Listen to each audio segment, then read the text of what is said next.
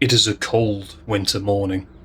Dew still rests on the grass, and each breath you exhale creates little plumes of steam. Some ducks swim in a pond nearby. Then, suddenly, to the ducks' horror, the calm is broken by a loud American-sounding chime whistle.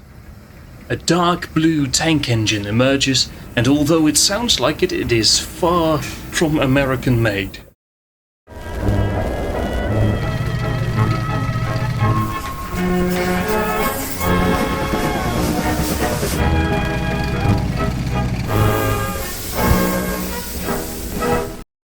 Industrial lower countries were developing in a rapid speed. Even the small town of Sluiskil in the southern part of the province of Zeeland would gain some high-value industry. The Nederlandse Stikstof Maatschappij Sluiskil, better known as SHM. From the start, this industry would focus on the ability to transport product by rail. That is why the SHM would start looking for a locomotive to function as pilot. Atelier de Construction de la Meuse in Belgium was contacted, and an order for one singular 060 short wheelbase tank engine was placed. La Meuse would deliver the locomotive in 1929 to the SHM, where it would receive its designation of SHM number 1. The delivered example was of the Class 32T. In total, about 46 of these locomotives were built, and several still exist today and survived into preservation, with 2 of them in the Netherlands. The SHM would order several more locomotives, but none of those were of the type 32T. Now, compared to our previous industrial listing from Belgium, this 32T is significantly larger. With a weight of 32 tons and a maximum speed of 35 km an hour, this 7.8 meters long steam locomotive has quite the presence.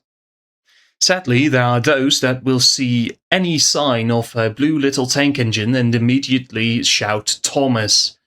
To those I say, I think you accidentally got lost on YouTube. At some point in its service life, the SHM1 would receive a second whistle, like I mentioned in the start of the video.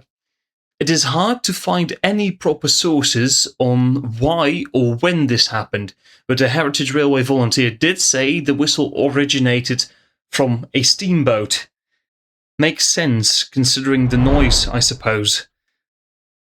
Let us return to the working life of SHM1. This particular 32T would continue service at Sluiskil until the year 1971, when it would be purchased by the Museum Buurtspoorweg MBS in Haaksbergen, who would also acquire the little yellow goblin called Magda, also a locomotive built by La Meuse. It was there that the SHM1 would receive its new number 5.